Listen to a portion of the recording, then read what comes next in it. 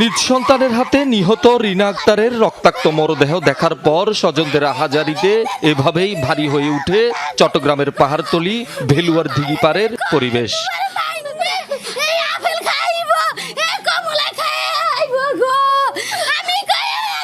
ঘটনা রোববার রাতের।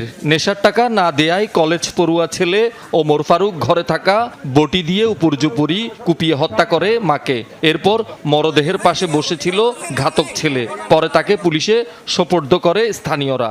একটা মেয়ে বলতেছে যে আপনার ওই ড্যাটসকে আর আপনার মেয়েরে কোবাইছে ফারুকে। তখন আমি ইঞ্জিনিয়ার সাথে সাথে আসার পরে দেখতেছি যেভাবে কোবাইছে এটা নজরবিহীন, মানে মর্মান্তিক ঘটনা ভাই। ওরা আসলে ফাঁসি হওয়া দরকার। মানুষ তো সুস্থ অবস্থায় এইভাবে মাকে মারতে পারে না, অসুস্থ অবস্থায় মারছে। নেশা খাওয়ার কারণে ওর মারা আত্মহত্যা করছে, মারছে। নিহত রিনার স্বামী পেশায় একজন সিএনজি অটোরিকশা চালক। বাড়ি কুমিল্লার বুরিশচরে হলেও পরিবার নিয়ে চট্টগ্রামের ভেলুয়ার দিঘিপাড়ে ভাড়া বাসায় থাকতেন। ঘাতক ছেলে দীর্ঘদিন ধরে মাদকে আসক্ত বলে জানান তিনি। এই ধরনের ছেলেকে প্রকাশ্য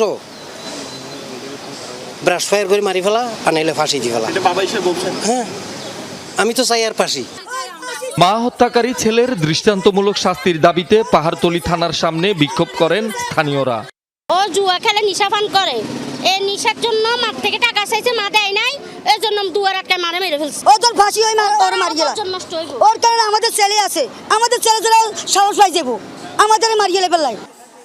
এই ঘটনায় ছেলের বিরুদ্ধে পাহাড়তলী থানায় হত্যা মামলা করেছেন বাবা। হত্যাকাণ্ডে ব্যবহৃত বটি উদ্ধার করেছে পুলিশ। অধিকাংশ সময় দেখবেন যে ছেলেমেয়েগুলো নষ্ট হয়ে যায়, অধিকাংশ কিন্তু বাবা মার বিভিন্ন প্রশ্রয় তারা নষ্ট হচ্ছে। তা আমরা বারবারই অনুরোধ করব, ছেলে নষ্ট হতেই পারে কোনো কারণে, কিন্তু সামাজিক অবক্ষয়ের কারণগুলো আমাদেরকে খুঁজে বের করতে হবে। আর শহীদুল সুমন, যমুনা নিউজ, চট্টগ্রাম।